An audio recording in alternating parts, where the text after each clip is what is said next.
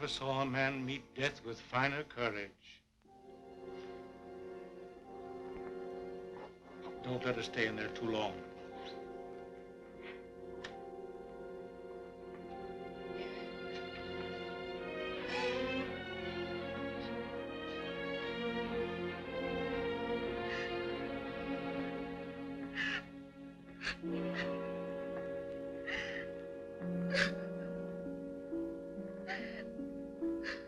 Dearest,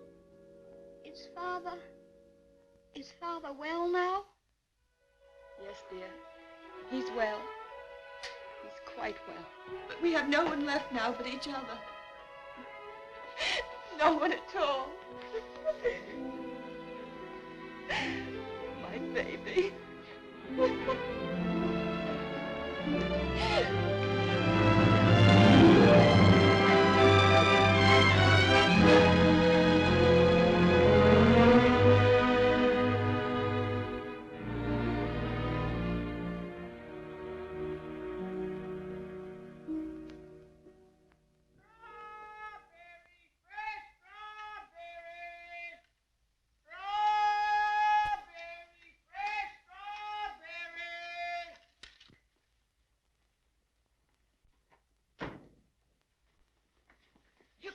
Mary, won't he? Ach, the darling. To think of him getting the like of that for his birthday. Sure, he'll be the happiest boy in all Brooklyn till he falls off of it. Yeah.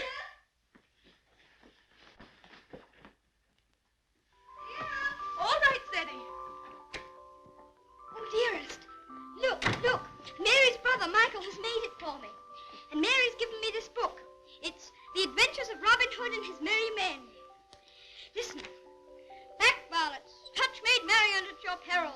However many you be, I defy you all. See, dearest, you're maid Marian, and I'm Robin Hood. They crowd around you.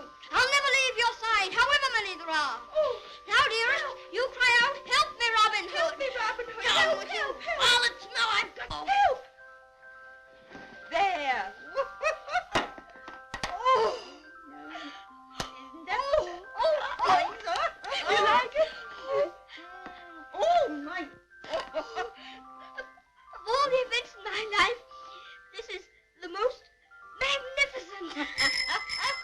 Do you really like it, darling? It's what you wanted? It's exactly what I wanted. Oh, I do hope it is. Only you will be careful, won't you, and not let it run away with you or anything. I suppose I'm about the safest bicycle rider in the whole of Brooklyn. Do you mind that now, huh? No? Can I ride it now, dearest? Can I go now? Oh. I can't wait 1 minute. Mr. Hobbs has to see it, and Dick.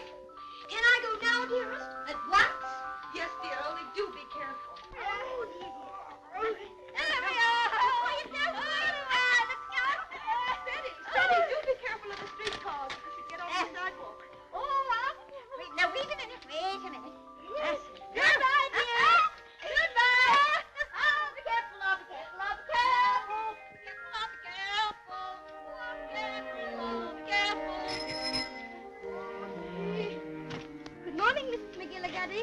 Good morning, Ceddie. A very good morning. How are your bones today, Mrs. McGillicuddy? Oh, none too good after the rainstorm yesterday. Oh, they ate last night something cruel. Ties me up in knots, the rain does. Does it? How very peculiar. But it's a fine day to go bicycle riding. Oh, I suppose so. For them that has bicycles and can ride them. I suppose everybody who has a new bicycle will take it out and ride it today. Glory be to goodness, and whose bicycle might that be? It's mine. It's my birthday present from dearest. Oh, it's a daisy show. Fine enough for the president to ride. And it has all the latest improvements. Oh, sure it sounds like the bells of St. Patrick. Sure, it's the luckiest boy in the world, John. Well, I'll have to be going. Oh, I nearly forgot.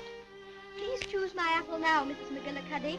But would you mind keeping it for me until I get back? Sure.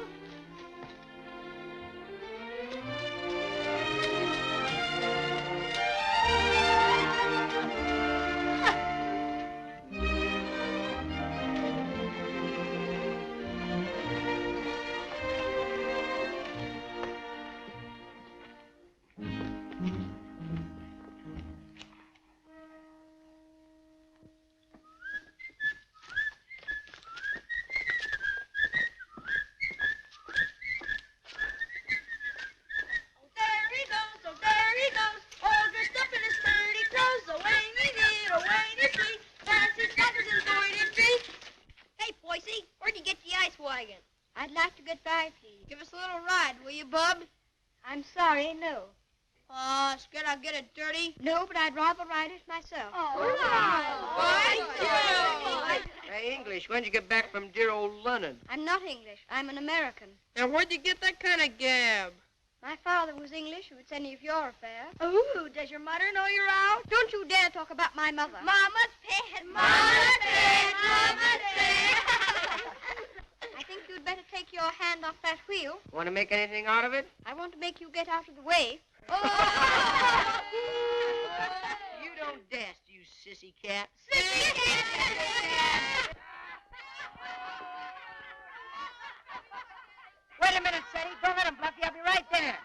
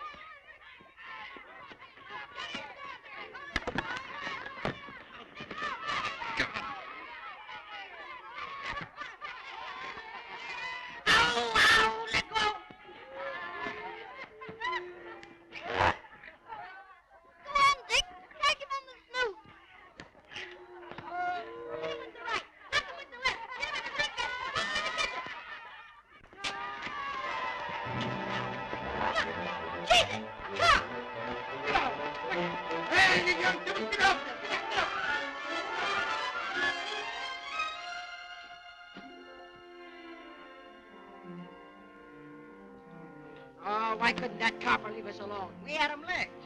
Thanks terribly for coming to my rescue, Dick. Oh, Nix, that makes us even for me giving you the mumps. They didn't even scratch it. Gee willikers, what'd you swipe that? The heirs gave it to me. Isn't it magnificent? It's a lot of palooza. I want you to be the very first person to ride on it. Oh, thanks.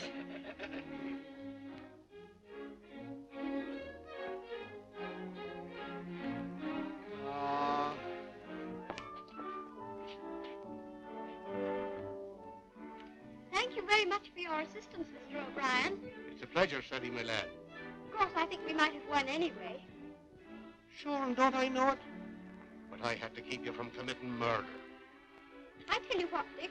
I'll just go once around the block, and then you can ride it down to Mr. Hobbs' store. Make it later, 'cause right away I gotta go see my brother Ben off. He's going out west. Who is he? Where? Texas? No, Chicago. Oh, that'll be splendid. Riding Mustangs and shooting there. There's my brother Ben now. Come on, Dick. I've got to leave. Well, come on down to Mr. Hobbs' store as quickly as you can.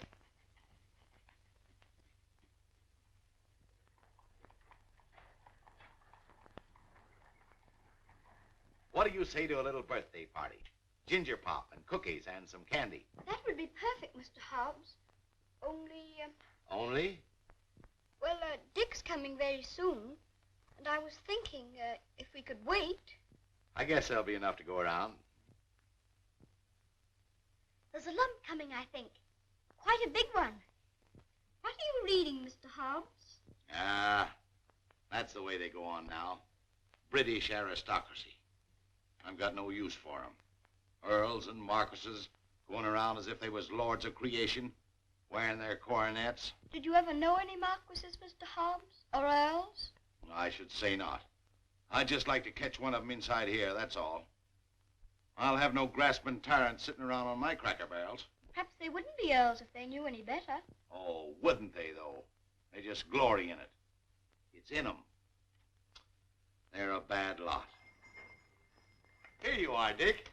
Just in time for Ceddie's birthday feast. Gee, Manetti, ginger pop and everything. Here's to your health, Ceddie. Many happy birthdays. Thank you very much, Mr. Hobbs. Why, Mary. Come on home, darling. The mistress is wanting you. Oh, glory be. Would you look at your face? I'm very sorry, Mr. Hobbs, but I shan't be able to stay for the feast. Is there anything wrong with Dearest?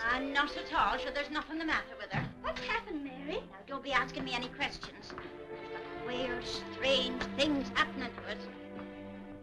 If you forgive me, Mrs. Earl, you must not disregard the great position to which your son has fallen heir through the death of his uncle, your late husband's brother. But what it amounts to, Mr. Havisham, is that you want to take my boy away from me. Mrs. Earl, you must remember that I'm acting quite impersonally and simply as a lawyer of the Earl of Dorincourt. The Earl of Dorincourt disowned his son and has refused to recognize his grandson until now. Why should I give up my boy? Oh, I'm afraid I've been very stupid, Mrs. Earl. I should have told you. My instructions are that you shall accompany Lord Fauntleroy to England. Oh. However, I must remind you that Lord Dorincourt is not very friendly toward you. He's an old man and has always had very strong prejudices against America and Americans, and was bitterly opposed to his son's marriage. He's fixed in his determination not to see you. You live at the lodge, and a suitable income will be provided for you. The only stipulation is that you make no attempt to visit your son at the castle, nor even enter the park gates. There's your sister, Mary. Hello, Bridget. Why, what's the matter? Mrs. Michael, it's worse. We've no money. We can't pay the rent. I don't know what I'm going to do. Now, Bridget, I've more important things to attend to. I wonder what your husband's wishes would have been in this matter. You knew my husband? Yes, I knew Captain Earl well and liked him, as everybody did. He was greatly attached to his old home. Yes, I know. He, above everyone, would have appreciated what this means to your son, the very great advantages he'll have.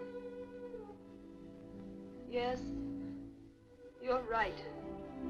My husband would have wished it. Mr. Havisham, I must ask you to let me tell Ceddie about this in my own way and in my own time. He must never know his grandfather dislikes me. If he did, it would make it harder for them to be friends. Very well. Your son will thank you for this when he's a man. I hope his grandfather would love Ceddie. He has a very affectionate nature and has always been loved.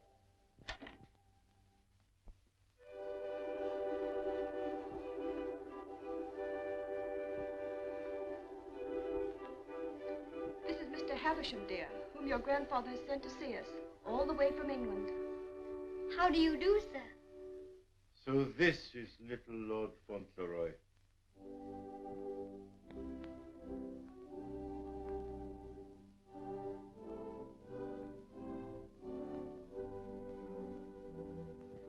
You see, dear, your grandfather has no more children now, and he's very lonely. So he wants us to go and live with him in England. Because he's an earl, and you are his heir, you will have a new name, Lord Fauntleroy. And someday you will be the Earl of Dorincourt. Oh, dearest, do I have to be an earl? None of the boys are earls. Can't I not be one? I'm afraid it can't be helped, dear.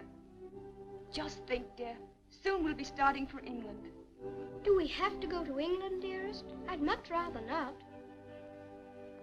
Oh, what will Mr. Hobbs say?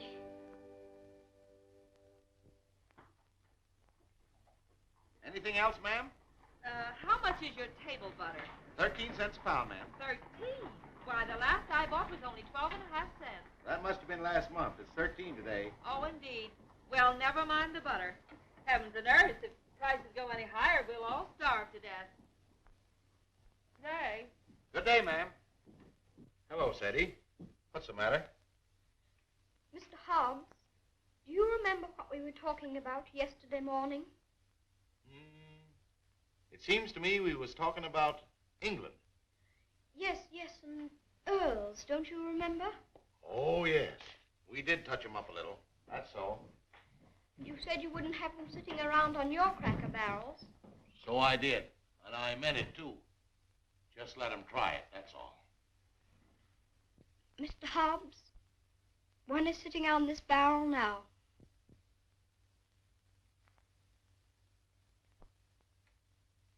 What? Yes, I am one. Or I'm going to be. I won't deceive you, Mr. Hobbs. It's the heat.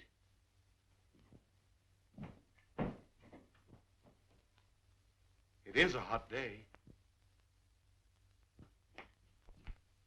How do you feel? Got any pain? Thank you, I'm all right. I'm sorry to say it's true, Mr. Hobbs. Mr. Havisham, he's a lawyer, came all the way from England to tell us about it. My grandfather sent him. Who is your grandfather? I couldn't very easily remember it, so I wrote it down. John Arthur Molyneux Earl, Earl of Dorincourt. That's his name, and he lives in a castle. 2 or 3 castles, I think. All his sons have died now. That's why I shall be an earl.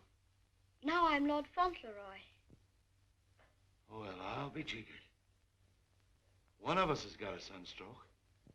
Oh, no, we haven't. We'll have to make the best of it, Mr. Hobbs. What did you say your name was? Cedric Errol, Lord Fauntleroy. Well, I am jiggered.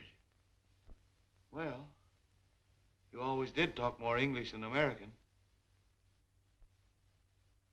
You think there's no getting out of it? I'm afraid not, Mr. Hobbs. Dearest says that Father would wish me to do it. But if I have to be an earl, I can try to be a good one. I'm not going to be a tyrant, Mr. Hobbs. And if there's ever to be another war with America, I shall try and stop it.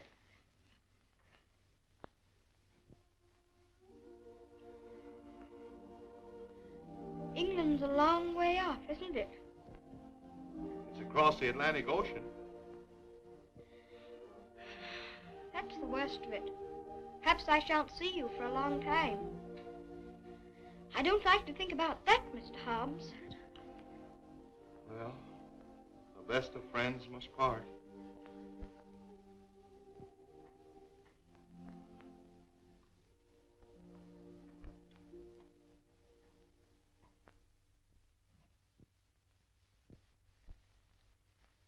I'm afraid, Mr. Havisham, our American food must seem very strange to you. A little, ma'am. I find that muffins are biscuits and biscuits are cookies. But the cooking's excellent. And after all, it's the company that makes a meal exquisite, not the food. Thank you, Mr. Havisham. When you're an earl, you'll give splendid dinners in one of the most beautiful castles in England. Do you know, I'm not sure I know exactly what an earl is. And I think if anybody's going to be one, he ought to know, don't you? Would you mind explaining it to me? Well, someone is made an earl generally because he's done some service to his sovereign or some great deed. Oh, that's like the president. Oh, is it? Is that why your presidents are elected? Yes, sir. When a man is very good and knows a great deal, he's elected president. And they have torchlight processions, and bands, and everybody makes speeches. I used to think perhaps I might like to be president, but I never thought of being an earl. No, being an earl is rather different from being a president. An earl is generally of very ancient lineage. What's that? Very old family. Extremely old. Oh, that's like the apple woman. She's 100, I should think. She's of such ancient lineage, it'll surprise you how she can stand up. I used to feel sorry for anyone who's so poor and has such ancient lineage. She says hers has gone into her bones, and the rain makes it worse. When I said ancient lineage, I didn't mean old age. The first Earl of Dorincourt was created an earl hundreds of years ago. Well, that was a long time ago, wasn't it, dear? Yes, dear. Many earls have been very brave men and have fought in great battles. I should like to do that myself. My father was a soldier and a very brave man, as brave as George Washington. I'm glad earls are brave. That's a great fountain. Would you excuse me a moment, please? There's someone I must see. Oh, certainly, of course.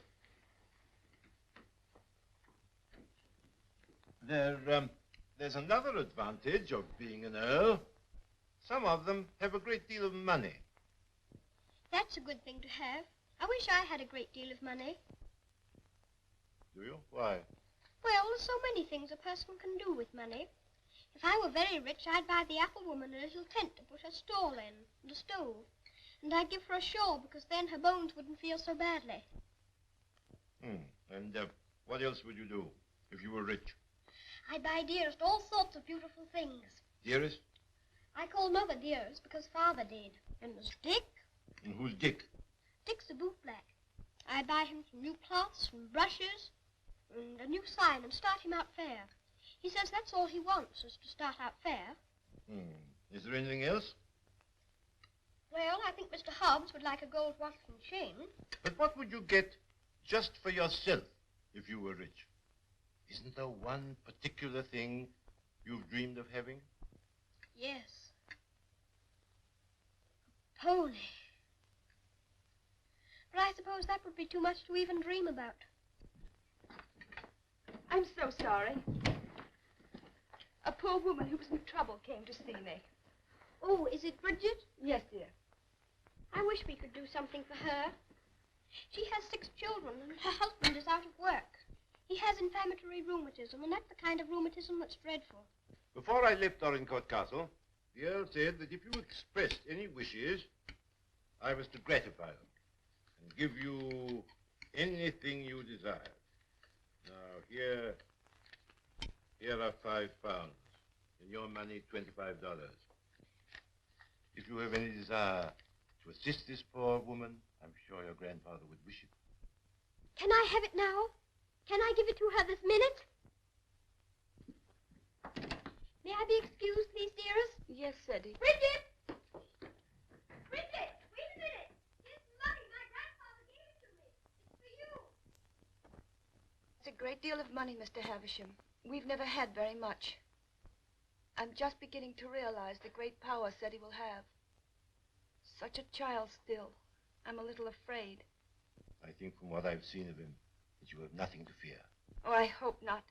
He mustn't be spoiled by all these wonderful changes.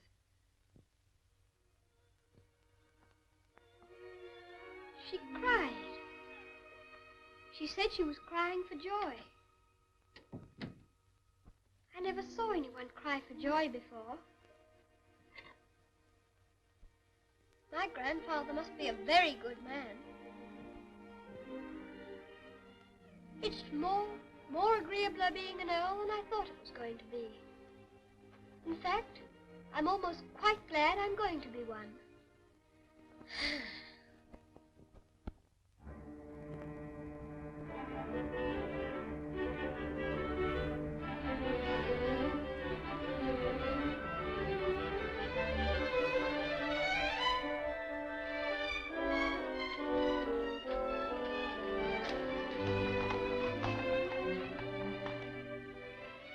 We always liked that little house, didn't we, dearest? We always will like it. Yes, darling.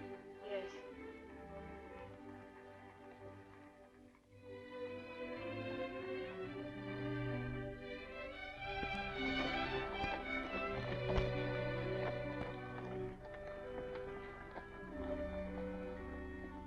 I've come to say goodbye. I have to go to England to be a lord, and I shouldn't like to have your bones on my mind every time it rains. Oh, bless your dear little heart with all your kindness to me. The Bont is as quiet as anything. Can I give you a kiss for love? Of course.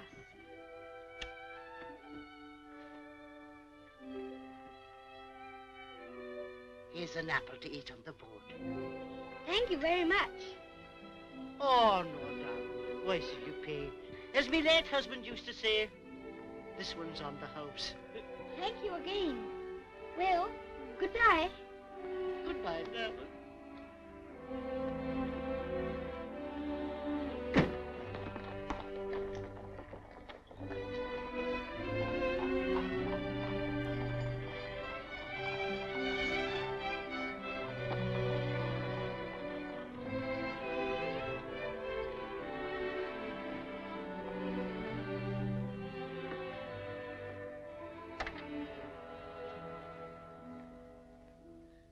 Well, Well, well,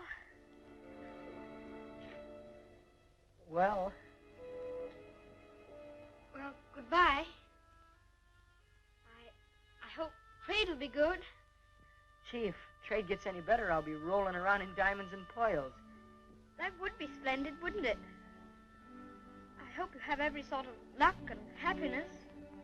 Thanks, same to you, and I hope you think about us sometime when you're way over there, as they say, on foreign soil. I'll think about you all the time.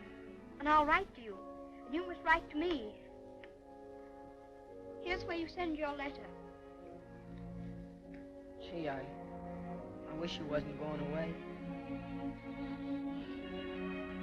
Thanks, mister, for all the swell things you've done for him. He certainly deserves it. He's a game little kid. Gee, I almost forgot. Here, I bought this for you. It's a handkerchief. You can use it when you get among them swells. Oh, Dick, it's beautiful. It's extraordinary. I'll use it always. Thank you, Dick. Thank you very much. Well, goodbye. Well, goodbye.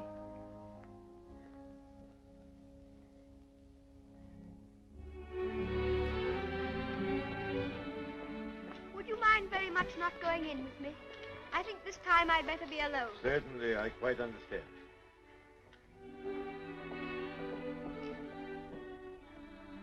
This is for you, Mr. Hobbs.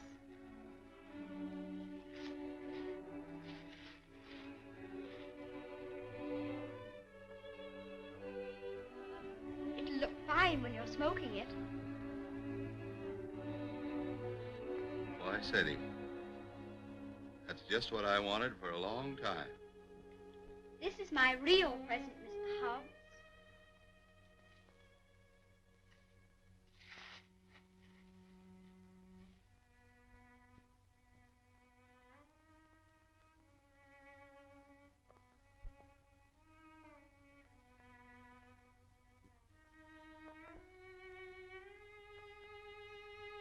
There's something written on it, inside the case. I told the man what to say. You read it.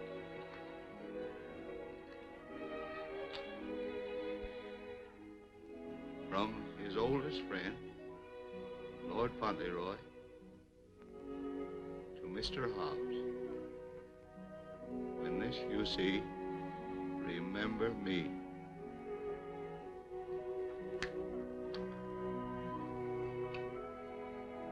When this you see, remember me. I don't want you to forget me. Oh, I won't forget you. Don't you go and forget me when you go over there amongst those British aristocracy. I shouldn't forget you, whoever I was among. I hope you'll come to see me. Perhaps my grandfather will write and invite you. You wouldn't mind him being an earl, would you? I mean, you wouldn't stay away just because he was one. Oh, I'll come and see you. I won't be able to help myself.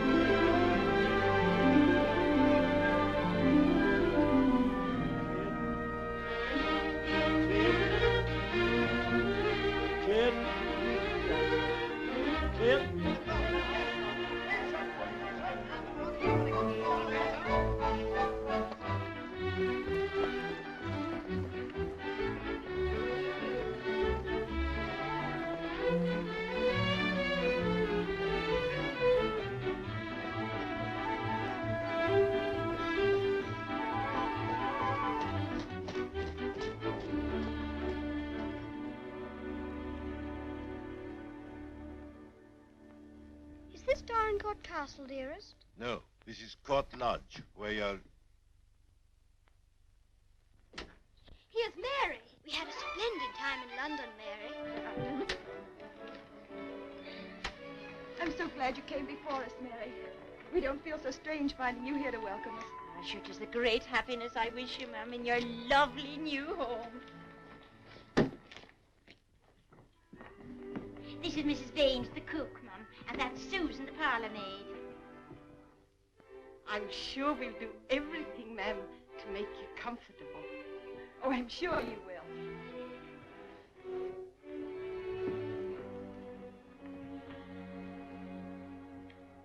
I must say goodbye. The carriage is waiting to take me to the castle. I must tell the Earl of your safe arrival. He needn't go tonight. I'd so like to have him with me my first night here. No, I'm sure Lord Dorincourt won't expect his grandson tonight. Tomorrow will be time enough. I dread so to tell him that we're not going to live together anymore. I'm a coward, I know, putting it off so long, but it's the most difficult, the most cruel thing I've ever had to do.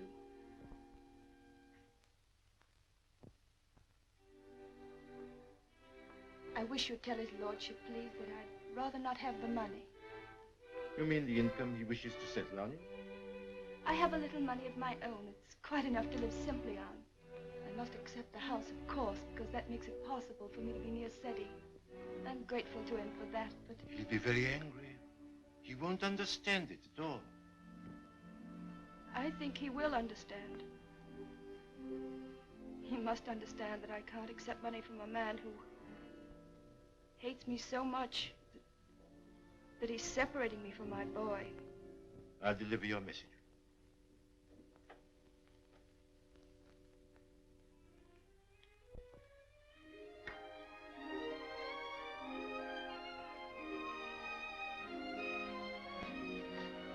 I think it's beautiful here. Don't you, dearest?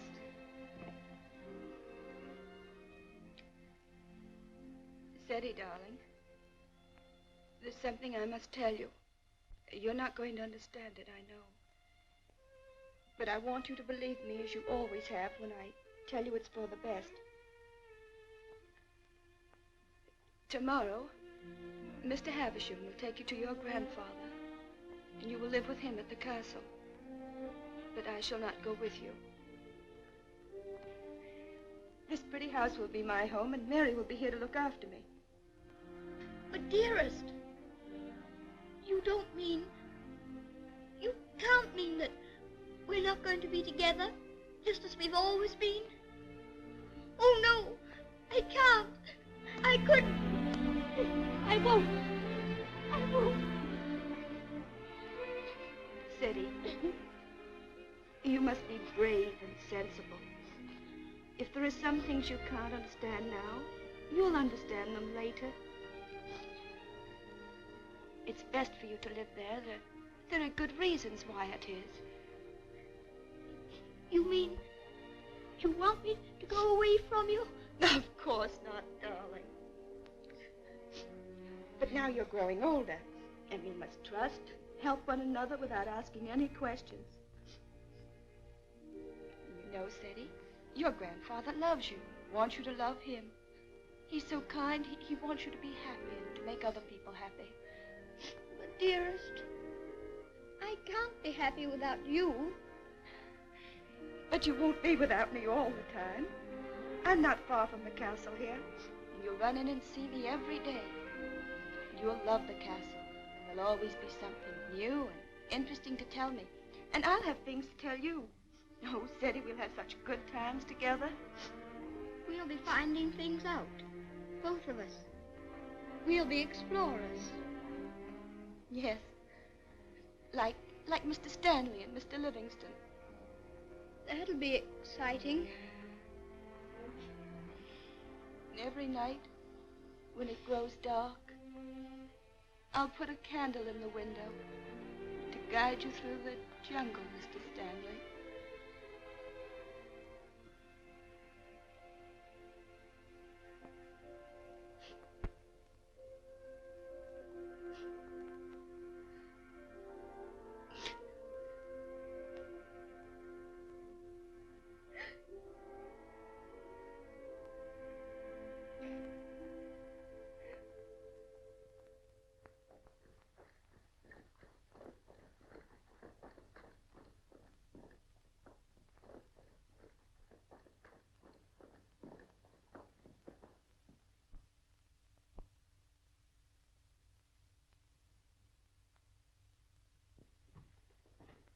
Ah, Newick, how's his lordship? In a rare mood this evening he is.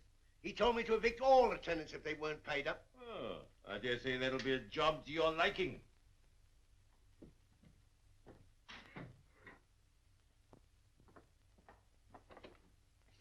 Oh, sir. Ah, Purvis. Glad to see you again. I'm very glad to see you, sir. Oh, idiot! Do what you're told. Bring what's ordered. Gout. Oh, yes, sir. These last few weeks have been the worst I've ever known, sir. I'm surrounded by a lot of incompetent nincompoops. Shut the door, you blockhead! I can't stand him no longer, Mr. Purvis. He's too much for any man. Cursing and swearing and calling people out their names like he does. And it ain't just today, it's every day. Thomas, you brought in the 63 port. He prefers the 51. Was I to know he didn't say?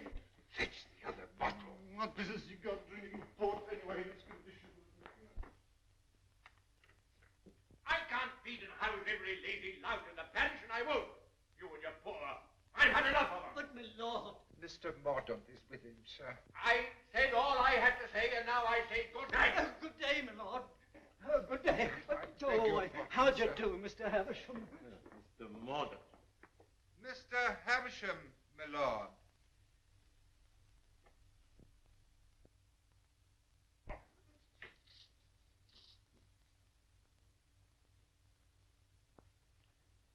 Well, Havisham. Lord? Come back, have you? Put that cushion right for me, will you? I careful.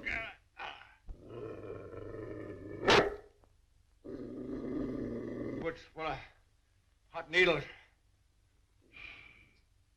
Well, what have you got to tell me? Lord Fauntleroy and his mother are at Court Lodge. They bore the voyage excellently and in good health. Ah. What else? His lordship remains with his mother tonight. I'll bring him to the castle tomorrow. Oh, go on. Tell me everything. What sort of a lad is he? Never mind about the mother. What sort of a lad is he, I say? It's rather difficult to judge the character of a child of 9. A fool, huh? Clumsy cub. I don't know much about children, but I thought him rather a fine lad. Healthy? Well grown, eh? Apparently healthy, quite well grown. Straight-limbed, well enough to look at. Rather handsome, my lord, as boys go. Ah. Although I'm scarcely a judge. I dare say you'll find him a little different from most English children. Oh, no doubt of that. American children are the most impudent and worst brought up in the world. I've heard that often enough. In his case, I would hardly call it impudence. The difference is, I think, that he's lived more with older people than with children. And I should call it a mixture of maturity and childishness. Exactly. Beastly, impudent, bad manners. That's what it is. I have a message to deliver from Mrs. Earl. I want none of her messages. The less I hear of her, the better. But this is rather an important one. She prefers not to accept the income you propose to settle on her. What's that? What do you say? She says it's not necessary. That as the relations between you are not friendly. Not friendly? I should say they were not friendly. Mercenary, sharp-voiced American. Lord, you could hardly call her mercenary. She's asked for nothing. Ah, all done for effect. She thinks she can wheedle me into seeing her.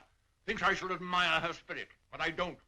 She shall have the money sent to her whether she likes it or not. She won't spend it. I don't care whether she spends it. She shall have it sent to her. She shan't tell people that she's got to live as a pauper because I'm doing nothing for her. Huh?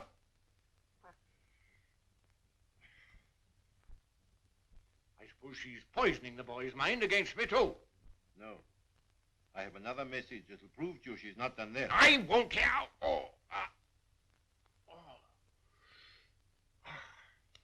She asks you not to let Lord Fauntleroy hear anything that might lead him to understand that you're separating him from her because of your prejudice against her.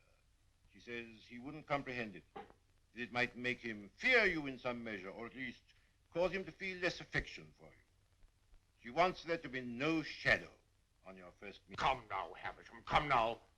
You don't mean the mother hasn't told him? Not a word, my lord. Nothing has been said to the boy to give him the slightest doubt of your perfection.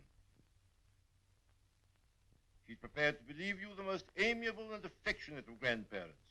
In fact, he already regards you as a wonder of generosity.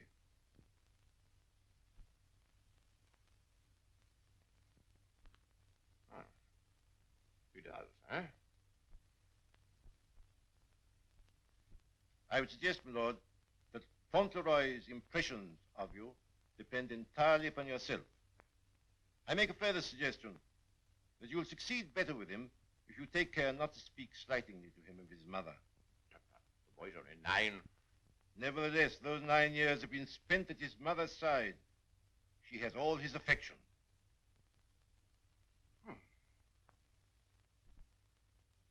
So he thinks me generous, eh?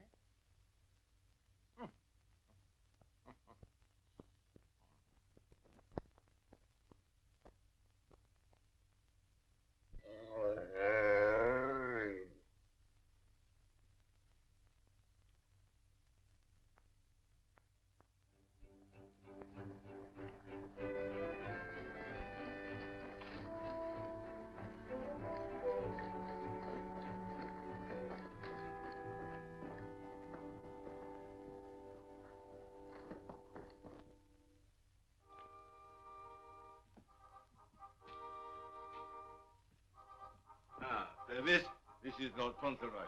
My lord. How do you do? Thank you, my lord.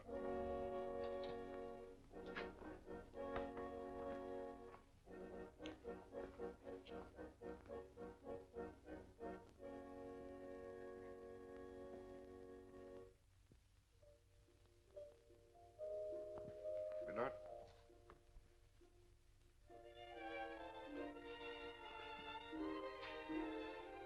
Lord Fauntleroy, Mrs. Mellon. Lord Fauntleroy, this is Mrs. Mellon, the housekeeper. How do you do, ma'am? I shouldn't know his lordship anywhere, sir. He has the captain's face and way. Oh, was it you who sent the cab? I'm ever so much obliged to you, ma'am. How do you do? He's a great day, this, sir. Where's his lordship? In the library, sir. Lord Fauntleroy is to be sent to him alone.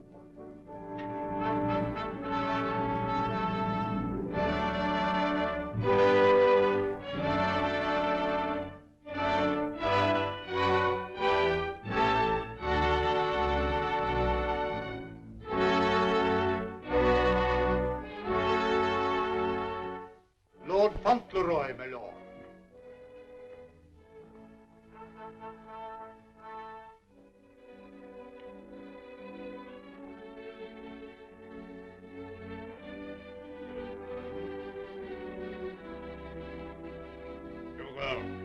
Come back, sir.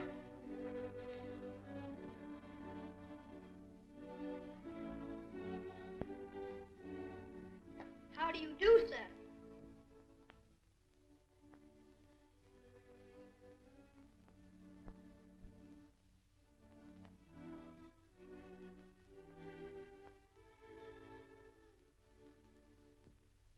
Are you the Earl?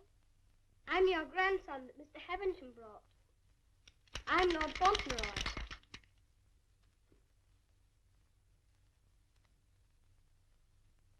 I hope you're quite well. I'm very glad to see you. Ah, you're glad to see me, are you? Yes, very.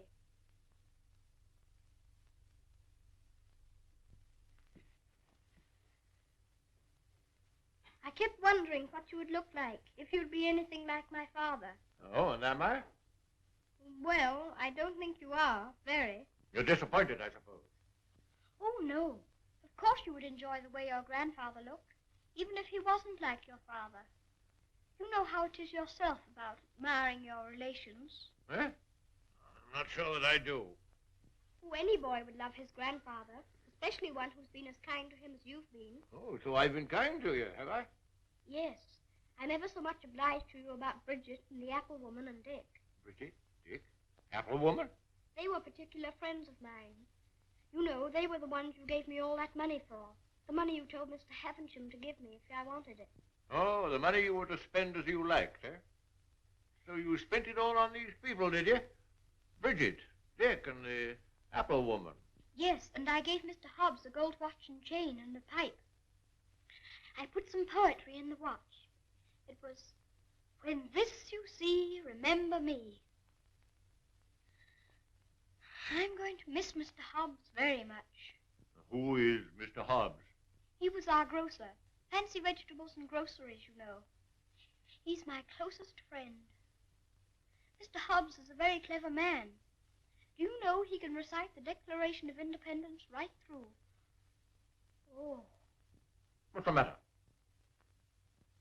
I just remembered you might not like to hear about the Declaration of Independence.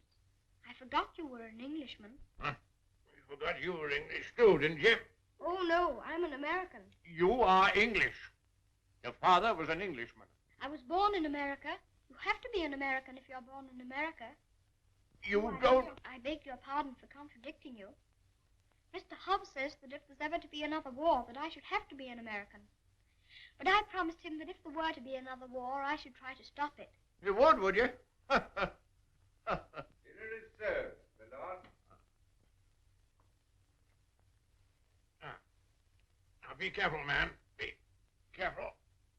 Careful, man, careful. Would you like me to help you? You can lean on me, you know. Once when Mr. Hobbs hurt his foot with the potato barrel falling on it, he used to lean on me. You think you could do it? I think I could. I'm very strong. I'm 9, you know. You lean on your stick on one side and on me on the other.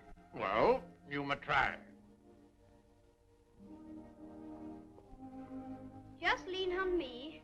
I'll walk very slowly. Don't be afraid of leaning on me. I'm all right, if it isn't a very long way. You see that old fellow in red velvet? He was the 10th Earl of Dorincourt. King George I decorated him for services during the war with Spain and Austria. He was tremendously strong. He could bend a bar of iron between his hands. You get your strength from him. How very interesting. Did you ever try putting your foot in hot water and mustard? Mr. Hobbs used to. Arnica is a very good thing, too, they tell me. Oh, thank you. I'll try it.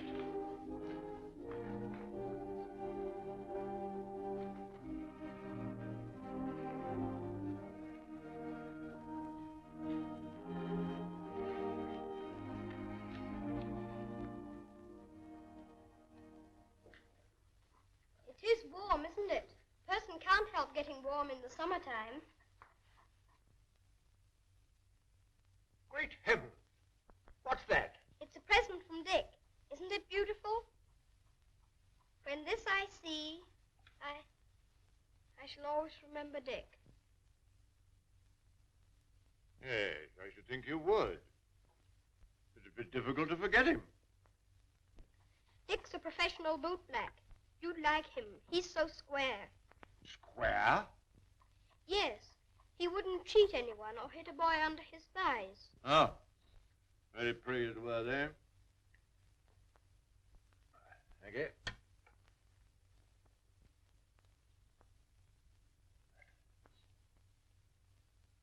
What's the matter? Don't you like your soup?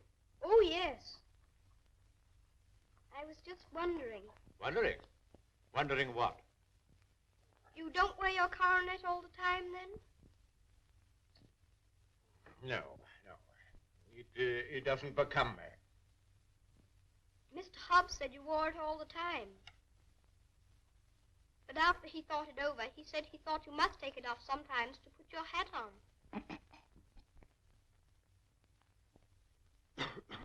Yes, I take it off occasionally.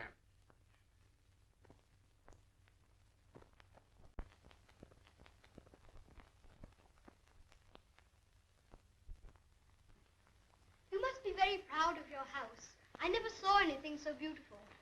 But it's a very big house for just 2 people to live in, isn't it? Oh? Do you think it's too large? Well, I was only thinking that if 2 people lived in it who were not very good companions, they might get a little lonely sometimes. Thank you. Do you think I shall make a good companion? Yes, I think you will. I think you should be almost as interesting as Mr. Hobbs. Huh. Mr. Hobbs and I were very great friends. He was the best friend I had, except...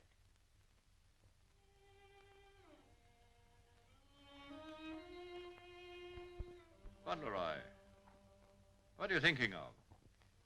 I was thinking of Dearest. Who is dearest? She is my mother.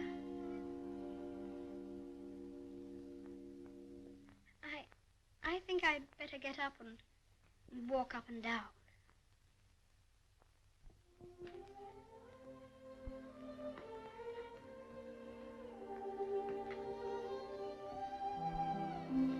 He's a very nice dog. He's my friend. He knows how I feel. How do you feel?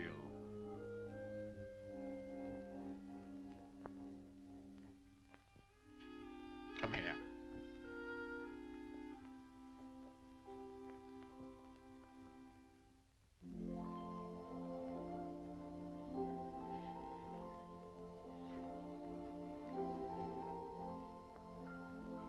You see, I never was away from my own house before.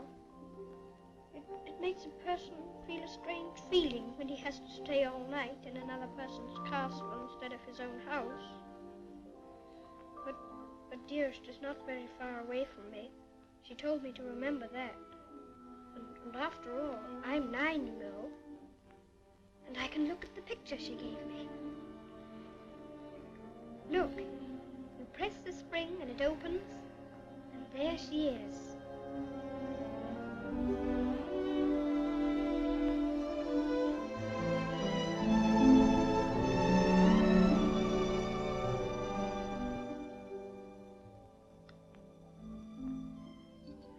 I suppose you think you're very fond of her. Yes, I do think so, and it's true. Mr. Hobbs and the others were my friends. But Dearest is my close friend.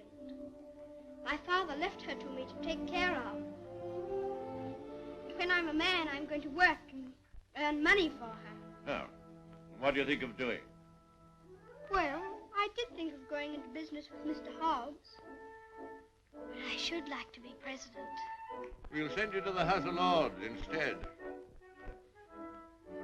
Well, if I couldn't be president, and if that's a good business, I shouldn't mind. The grocery business is dull sometimes. Yes, so's the House of Lords. But it's the business that every Earl of Dorincourt goes into. I shall have to talk to Dearest about it.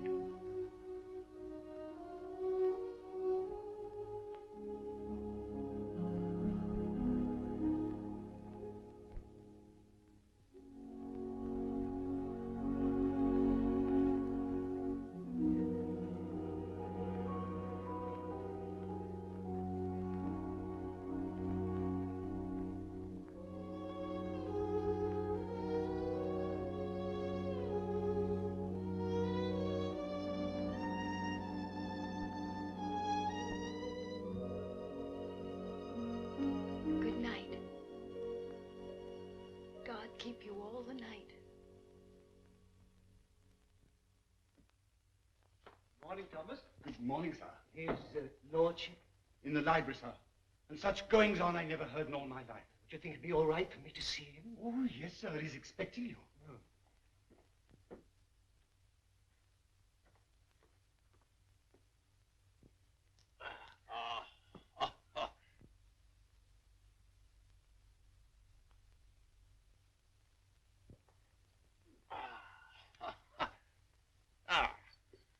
Morning, Mordaunt. Found a new employment, you see. Any good at marbles, Mordaunt? My muscles are a little stiff, my lord, but I'll see what I can do. Oh, pity about that. I'd forgotten about your age.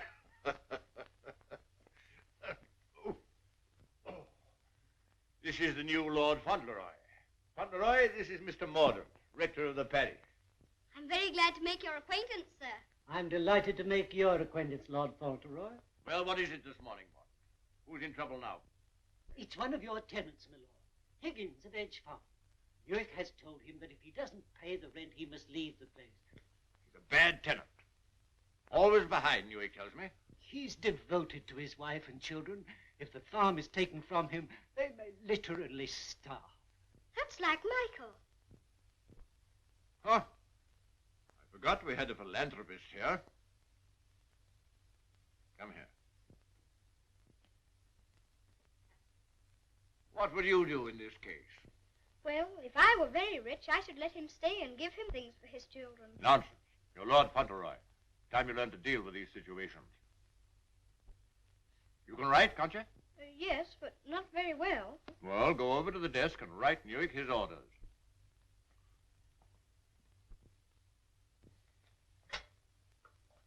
Now, what must I say? You must say, Higgins is not to be interfered with for the present.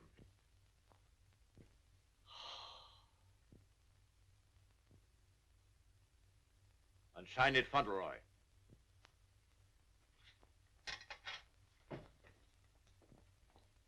Do you think it will do?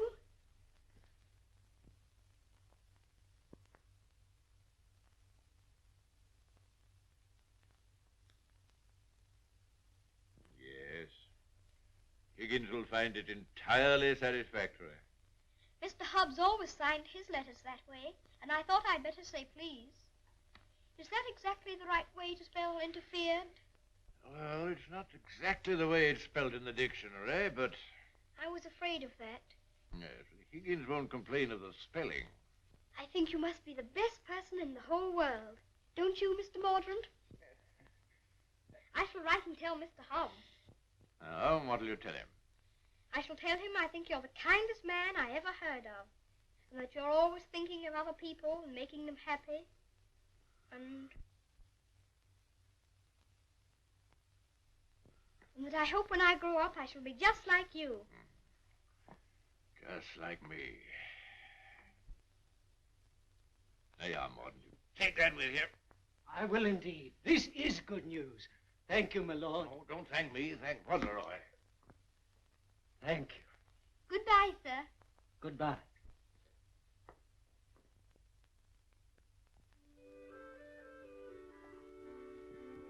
May I go to see Dearest now? I think she'll be waiting for me. There's something for you to see in the stables first. Ring the bell. In the stables? If you please, I'm very much obliged, but I think I'd better see it tomorrow. She'll be expecting me all the time. Ah, very well. We'll order the carriage. And you don't care to see what's in the stables? Oh, I do, I do. Oh, it doesn't matter. It's only a pony. Pony? Whose pony is it? Yours? Mine? Yes. Oh, I never thought I'd have a pony. I never thought that. How glad Dearest will be. You give me everything, don't you? Wouldn't you like to see it? Of course I want to see it. I want to see it so much I can hardly wait. But I'm afraid there isn't time. You must see your mother this afternoon. You can't put it off till tomorrow? Why, she's been thinking about me all the morning. And I've been thinking about her. Oh, you have you? I'll ring the bell.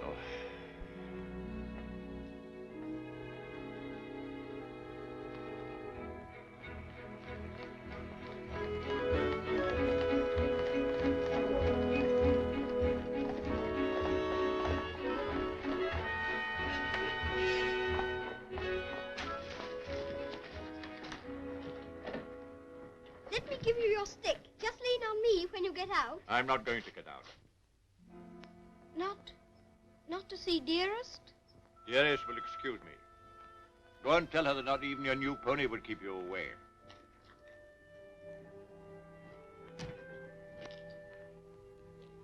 She'll be disappointed. She'll want to see you very much. I'm afraid not. The carriage will call for you as we come back. Drive on, Jeffries.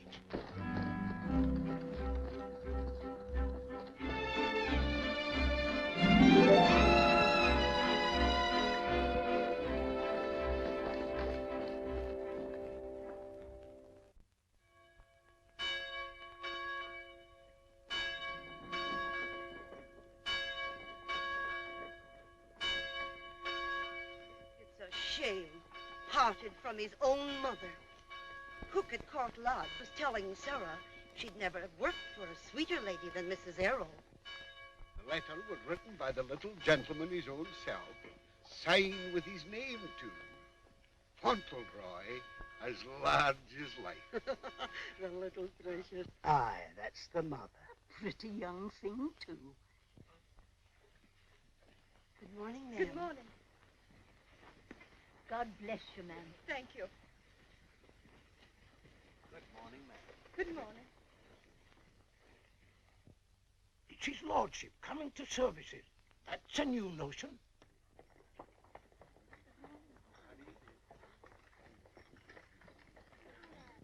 They say even his gout's improving. Look at the young lord. He's Captain Cedric all over again. He's the captain himself to the life. How glad the people are to see you. Take off your hat, Fauntleroy. They're bowing to you. To me? How do you do? Good morning, Mother. God bless your lordship. Long life to you. Thank you. Morning, my lord.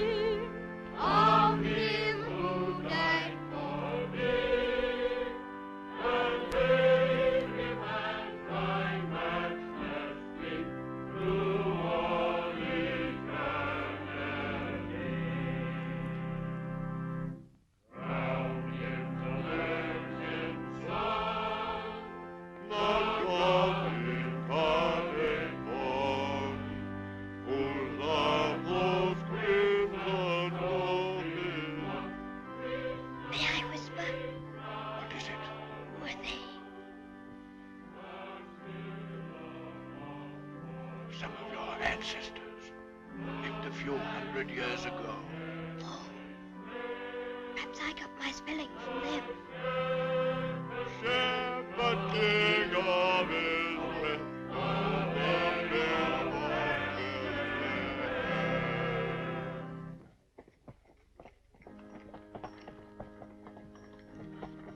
Well, Higgins? Oh, is this Mr. Higgins?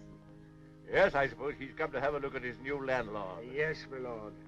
I understand his young lordship was kind enough to speak for me, and I thought I'd like to say a word of thanks. I've got a great deal to thank your lordship for. Oh, I only wrote the letter. It was my grandfather who did it. You know how good he always is to people. Is Mrs. Higgins well now? Yes, your lordship. The missus is better since the trouble was took off her mind. My grandfather was very sorry about your children having the scarlet fever. You see, Higgins, you people have all been mistaken about me. Lord Fauntleroy understands me. If you want a little reliable information on the subject of my character, apply to him. Get in the carriage, Fauntleroy.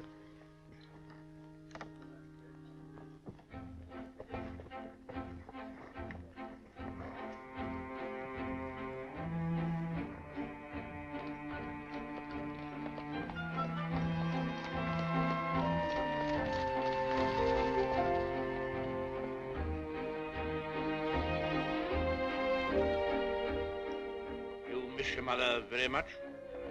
Yes, sir. I miss her all the time. You don't miss her, do you? I don't know her. I know, and that's what makes me wonder. She told me not to ask any questions, and I won't, but... See her almost every day, don't you? Isn't that enough? We used to see each other all the time, and we could tell each other things without waiting. Why, don't you ever forget about her? No, sir, never.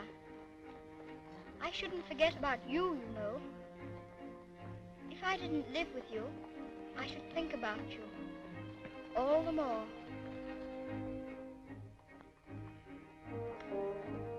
On my word, I believe you would.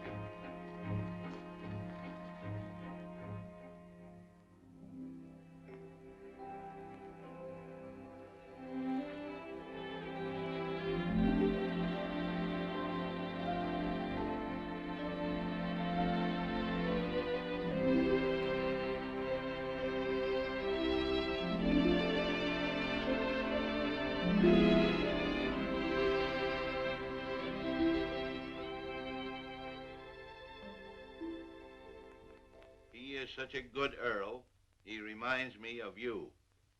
He is a universal favorite. Well, reminds me of you. Think of that now. He's known this Earl only a little while, and we was lifetime acquaintances. I don't know as I want him to be reminded of me by this Earl. They've been using influence on him, I bet you. You're right. They got twisty ways, those aristocrats. They'd wheedle their little finger around your heart as soon as look at you. All for their own purposes, mind. It's a pity they're making an oil out of him. Yeah. He would have been a shining light in the grocer business. A shining light. Do you know any particulars about that stuff like castles and oils? No, not much. Except they're haughty and mean.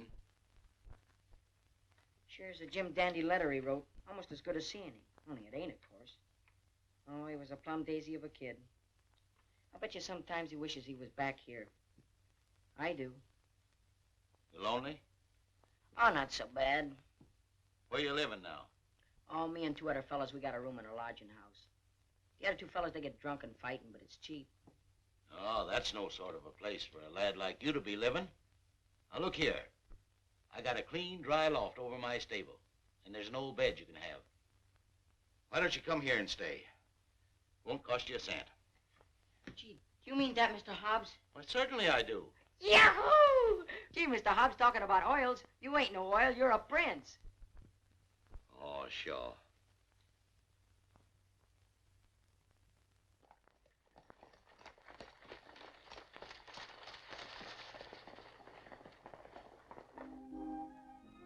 I wonder whether he will have an American accent.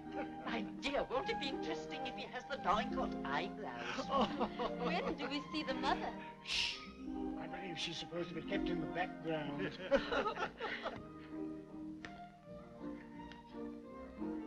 Well, Molyneux, is this the boy? Yes, Constantia, this is the boy. Fauntleroy, this is your great aunt, Lady Lorridale. How do you do, great aunt? How do you do, young man? You're like your father. I loved him more than most people in this wicked world. Oh, did you know my father? Know him? Of course I do. Oh, then you must meet Dearest. She will enormously like to talk to you about him. You see, I was the only one she could talk about him to who knew him. And I was so small when he... Yes, Fauntleroy, this is your great-uncle, Sir Harry Lorridale. How do you do, sir? Hear you're fond of horses. I'll confess to you, Constantia, that what you'll probably see for yourself. There's a risk of my becoming rather an old fool about him. Becoming? By the way, the mother, what does she think of you? I don't know. I haven't asked her. You must come over to Lorridale Park one day and see us. There are some new cocker puppies in the kennels. You shall have your pick. Oh, thank you very much indeed, Uncle. Only Dougal might be offended. You see, he's very fond of me, and I really shouldn't like to hurt his feelings. Hurt his feelings. That's a good one. Did you hear that, Con? Hurt his feelings. This is Miss Herbert Fauntleroy. I want you to be great friends with her. How do you do? Have you met Dougal? He shakes hands beautifully. Shake hands with Miss Herbert, Dougal. Oh, how sweet.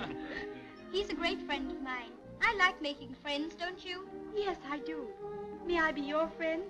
And Dougal. Oh, yes, if you please. How's your lumbago, Fortescue? Better, I hope. Thanks. Much better. I've known Dorincourt as well as anyone could know him for 35 years. And that's the first time he's ever bothered to inquire about my health. Most extraordinary. Havisham, you're late. What's kept you? I beg your pardon, my lord. I was detained by extraordinary news. News? What? What news? Not now, if you don't mind. Later, my lord, later.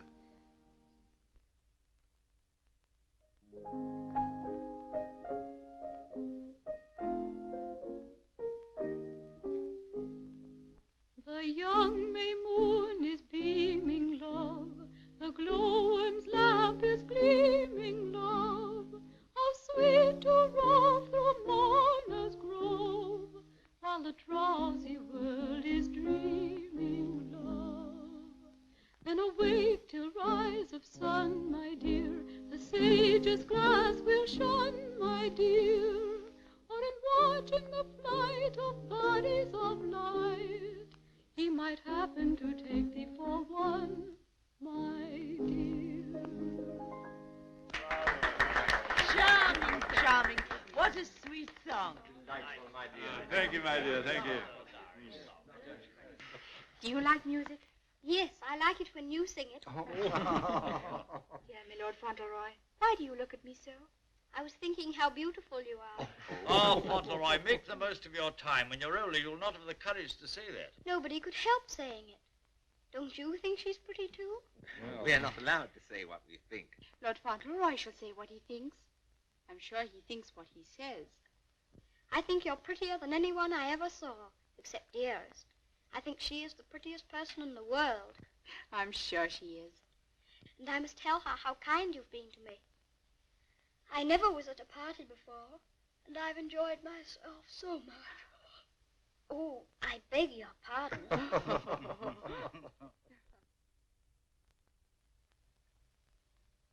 Good night, little Lord Fauntleroy. Sleep well.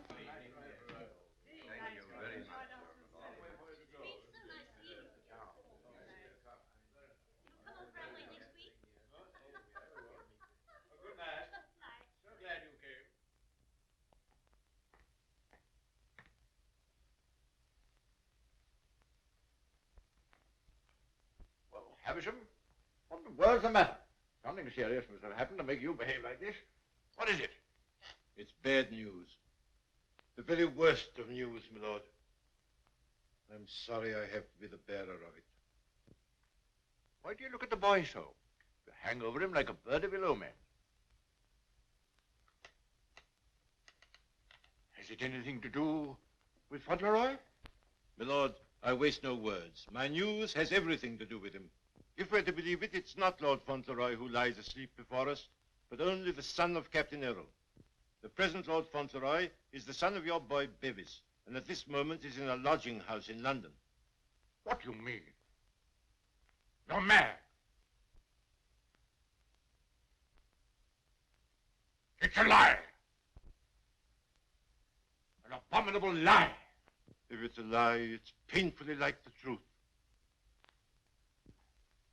A woman came to my chambers this morning and told me that she married your son Bevis in London 11 years ago. She showed me the marriage certificate. The child was born shortly after Bevis deserted her and was taken by her to America. Oh, the woman's obviously an imposter. It's a trumped-up fraud. I'm afraid not, my lord. I saw the boy's birth certificate. She's, I'm afraid, a very ignorant person. But she's consulted a lawyer who advises her that her son is, of course, Lord Fauntleroy and the rightful heir. She demands that his claim be immediately acknowledged. I'll protest this to the last. I'll disown Bevis's boy. I'll have nothing to do with him or his mother. You can't disown him, my lord. Nothing we can do can keep the eldest son's child from his inheritance.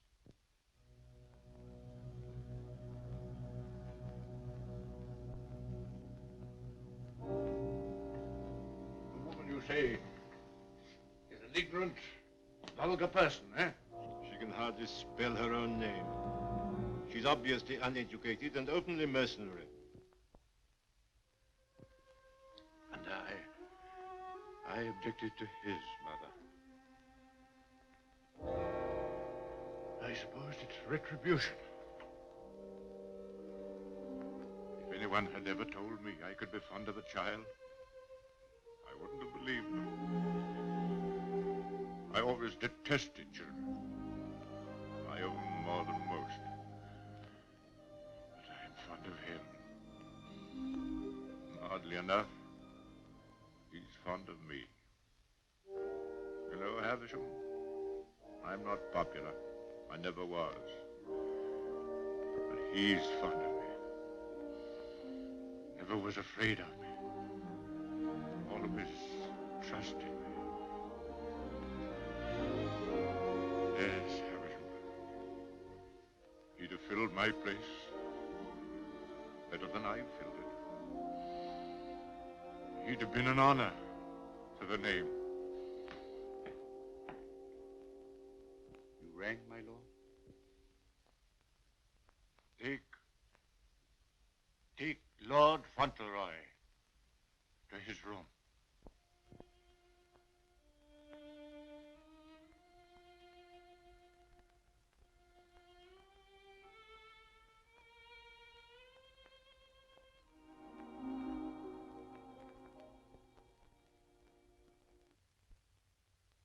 What a pity. The boy's a thoroughbred if ever there was one. I suppose you may say it's a judgment on Molyneux. But that boy, the first human being he ever loved. Will Molyneux take the case to the courts, do you think? Can't tell, he's obstinate enough. Courts are the devil. You go in with your best suit, buckles on your shoes, and come out as nature made you. Bless my soul, Constantia. Whoever would have dreamed that I'd have felt sorry for the old boy? I wouldn't have minded our having a boy like that, Harry. Yes. Better luck for us, old girl, if we had. Huh? I'll tell you one thing. If his little lordship loses his title, the village loses the best friend it has. Aye, that's right. And I'll tell you another thing. It'll drive the Earl mad if this goes wrong for him. Why, he's been so proud of the boy, you'd hardly believe it if you knew him for what he was before. And the new one's no lady, that's sure. Bold-faced thing, that's what she is. The dark-eyed, brazen-faced wench. Is the Earl coming now with Mr. Havisham?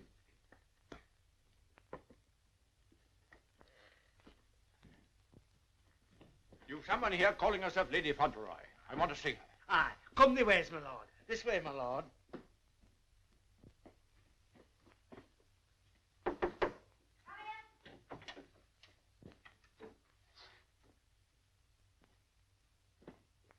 Earl of Dorincourt.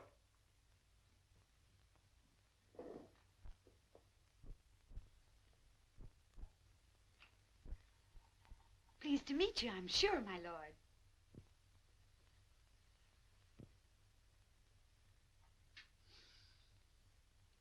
Bevis?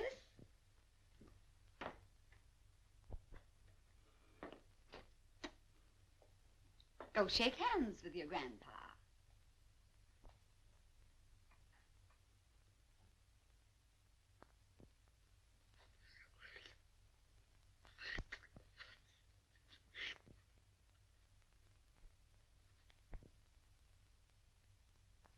So that's the way you're going to treat your grandson, is it? Ah, you needn't try to look so fierce about it. He's your grandson, all right. Yes, my lord. We have proof of the young gentleman's birth. He is the son of the late Lord Fauntleroy. Allow me to introduce myself. Joshua Sneyd, at your service. My card. I've already had the pleasure of making Mr. Havisham's acquaintance. Lady Fauntleroy has placed all the evidence in my hands. I can assure you, my lord, it is sufficient to justify her case should it come into court. But may I suggest that we come to an arrangement and settle this matter amicably on a friendly basis? Friendly? Ha! Look at him staring at me as though I was dirt. Me, his own daughter-in-law. Oh, your son Bevis married me, all right. And a fine rotter he was. But he was the father of my boy, and I can prove it. Lady Fauntleroy, please. You may think you can fight me, but a lot of good it'll do you. They don't love you around here, and you know it. I've heard plenty about you and your dirty, snobbish pride. Plenty of pride you'll have when I'm finished with you. Unless you want to climb down off your high horse and get reasonable with your own flesh and blood. Lady Fauntleroy... You shut up. I'll stop at nothing, do you hear? I'll drag this case through every court in the land. I'll let the whole world know what you are. You and your precious son, Bevis, deserting me and his own child, a babe in arms. How I've suffered, heaven only knows. And you standing there looking at me and my boy as if we was scum. You ought to be ashamed of yourself. You say you married my eldest son. If that's proved to be true, the law's on your side. In that case, your son will be Lord Fauntleroy, and you will be provided for. But I warn you, the the matter will be sifted to the very bottom. I'll only add that I want to see nothing of you or your boy as long as I live. After my death, you can, unfortunately, do as you please. Yes, you're exactly the kind of person that I should have expected my son Bevis to choose.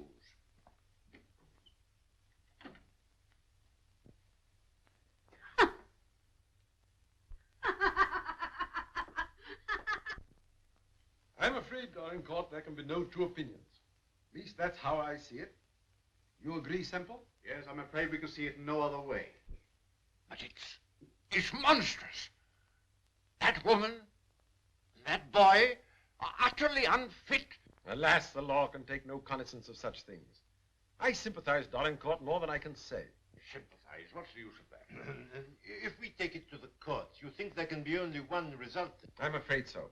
The birth certificate, everything we have, point the same way. If you take it to court, you'll have the expense and the notoriety, and only, I fear, one possible result.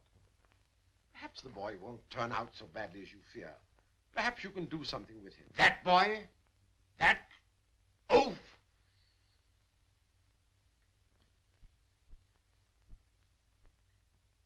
With the other one.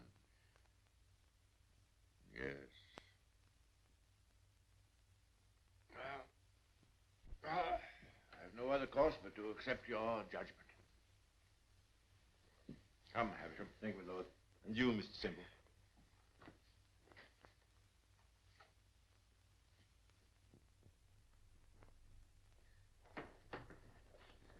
It's the Earl, ma'am. The Earl himself. Show him in.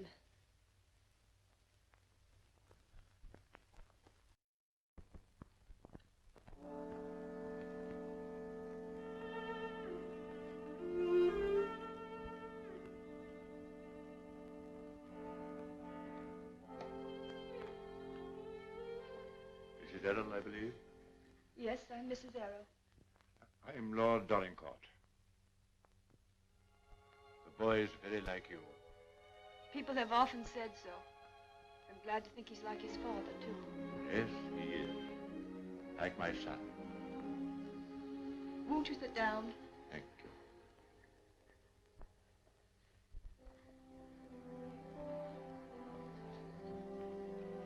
I've come to tell you that I've had the very best, the highest legal opinion. I'm sorry.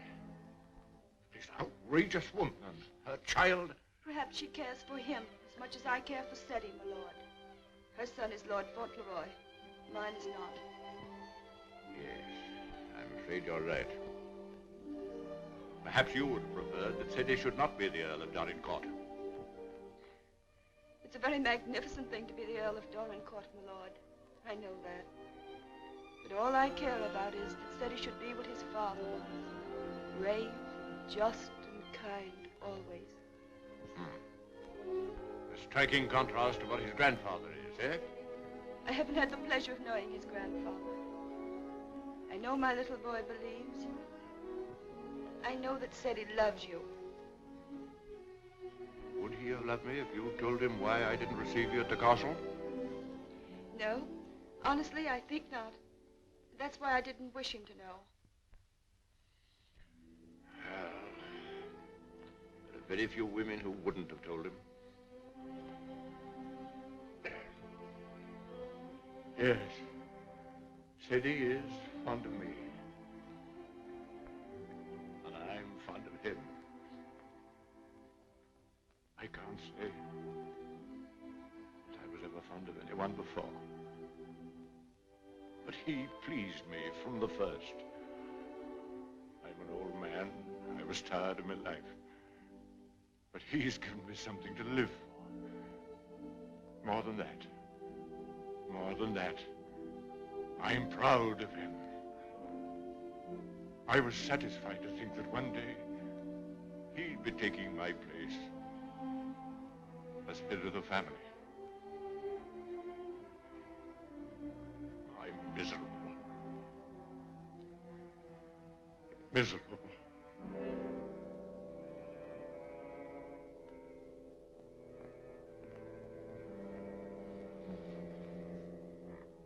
Please sit down.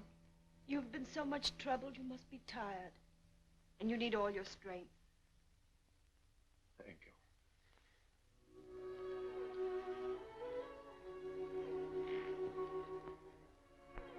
Perhaps it's because I'm miserable that I've come to you. I used to hate you. I've been jealous of you. This wretched, disgraceful business has changed all that. After seeing this repulsive woman who... Well, I felt it would be a relief to come to you. I'm an obstinate old fool, I suppose. I know I've treated you badly. But I've come to you because the boy cares for you. And because I care for him.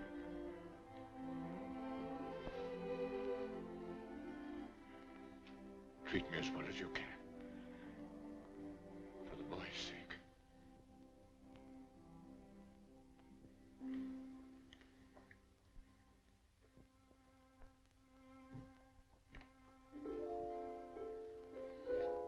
Whatever happens, he shall be provided for. Ceddie shall be taken care of now and in the future. Always. Thank you. You like the house? Oh, very much. It's a cheerful room. May I come back again and talk this matter over? As often as you wish.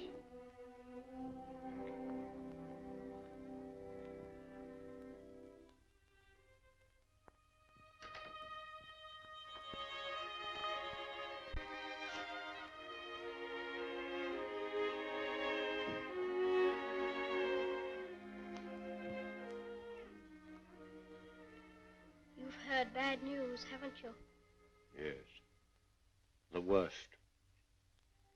Then I'm not Lord Fauntleroy anymore, am I? No. She's beaten me. Then the other boy, he will have to be your boy now, won't he? Like I was? No. He'll have to live in the castle if he's Lord Fauntleroy, won't he? Common little brat shall never enter this place in my lifetime. I'll take care of that. Then I can still be your boy, even if I'm not going to be the Earl, just like I was before. My boy. Yes, you'll be my boy as long as I live. And by Jove, sometimes I think you're the only boy I've ever had. Then I don't care about the Earl part at all. I thought, you see, that the one that was going to be the Earl had to be your boy. And that I couldn't be. I shall never take anything from you that I can hold for you. Come what may, you shall have all that I can give. All. And, dearest, will her house be taken away from her? No. You can take nothing from her. Nothing from either of you.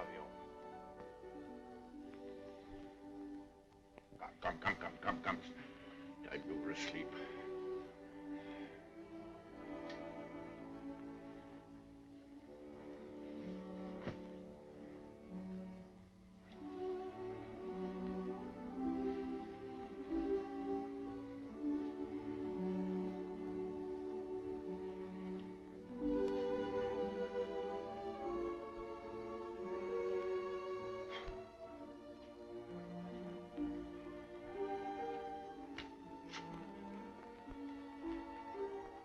Good night, Grandfather.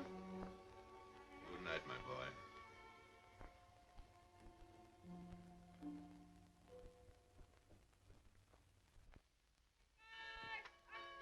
The aged Earl remains secluded in his castle and refuses to have any communication with the rightful heir. Oh, we know that stuff. They've been printing that for the past weeks. Is there anything new about Ceddie? Yes, here it says, the prospects do not look very bright for the false claimant, Cedric Earl of Brooklyn. Well, I'm jiggered. At last they've succeeded in robbing him out of being an earl. I thought you was against oils. So I am. Ain't it just like 'em? Cheating the poor kid out of his rightful estates. Now what's going to become of him? I know one thing. He done everything in a well for me, and he can always come back here and have half of my shoe shining business. Well, now I'll tell you, Dick. I'd always had it in my mind that Ceddie would come in with me someday. He'd be a shining light in the grocer business. The new Lady Fauntleroy was formerly an actress. She is said to have played in New York and London. Continued on page 5. Here's a picture of her.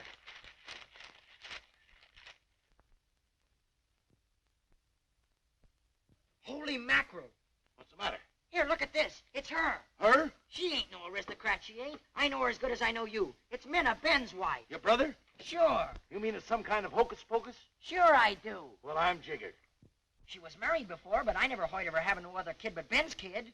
You mean the one Ben went out to Chicago to look for? Sure. Maybe she had another kid in England. Maybe she did and maybe she didn't. We'd ought to do something about this. You're dead right we oughta. But we got to get the proper advice. Gee, I wished I knew Alderman Murphy. I know Alderman Murphy. You do? Yeah, come along. Let's go right now. Them Earls, they've always had a spite against us Americans ever since the Revolution. What a place. What a hole. I'm sick to death of it. Cooped up here, week in and week out with nobody to talk to. You're complimentary. I wasn't meaning to be. And grateful. You're getting your money, aren't you? Business is business, you know. Business. I'm sick of business. I want some fun. Why don't you go up to London for a while? London? Not on your tintype. Nothing would please that old devil up at the castle better than to see me clear out. Well, I'll stay here in this rotten country pub. You've lived in worse places in your time, I've no doubt. That's none of your business. You keep a civil tongue in your head or I'll hand you your walking papers. I wouldn't. What do you mean? Just what I said. I wouldn't try anything like that, Minna. I'm Lady Fauntleroy to you. Come in. Why, it's Lord Dorincourt. Why, this is a pleasure, a real pleasure, I'm sure. Won't you take a... Hello, Minna. Why, hello, Dick.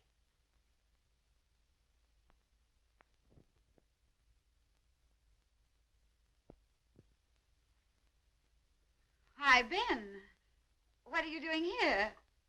Where have you been all this time? You know her?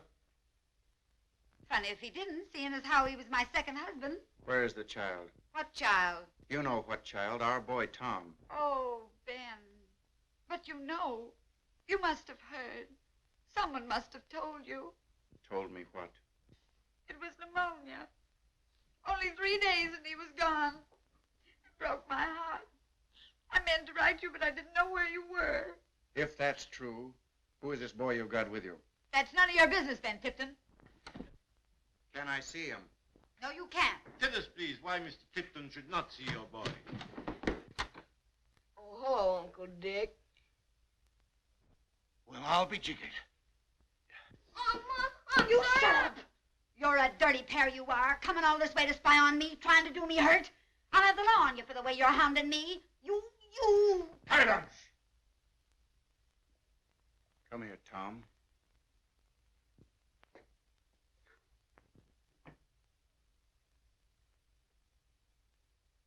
I knew nothing of this, my lord, I assure you. There's a little matter of a forged birth certificate.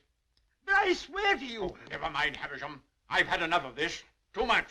The sooner the pair of you are out of this country, the better. Come on, Havisham. You'll be sorry for this, you will. It's prosecution, that's what it is. It's robbery.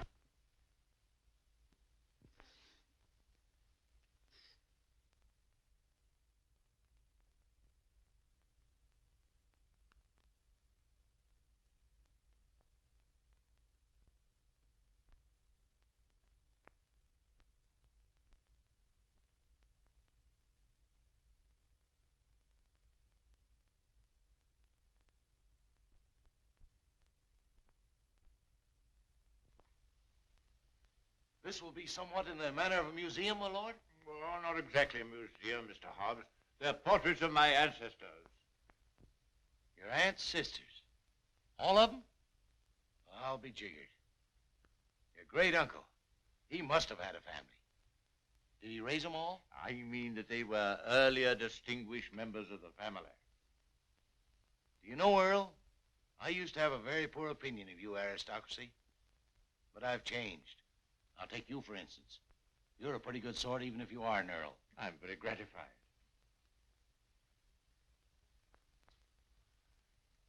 Bit gay, wasn't he? Yes, that's why I have the gout, Mr. Hobbs. Oh. And they was all Earls, and Ceddie's going to be one, and own all this. And he'll be worthy of it, Mr. Hobbs. Sure he will. All these Earls. You know, I wouldn't have minded being one myself.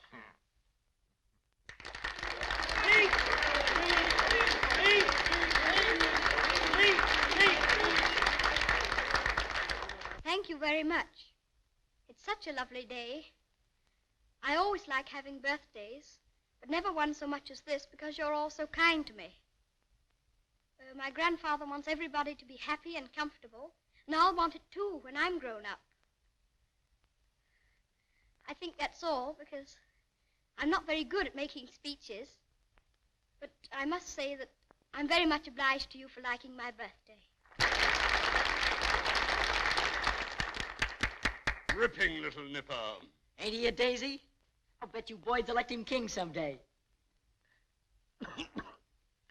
I didn't know the little fella could talk so good. Why, he makes a better speech than Alderman Murphy. By Joe.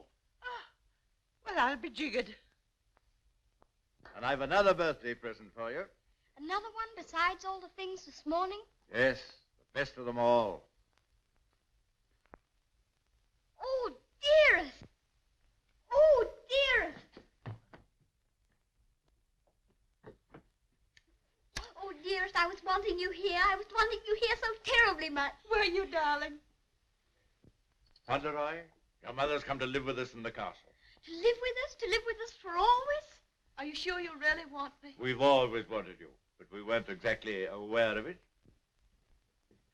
Well, Mr. Hobbs, it's so nice having you here with us.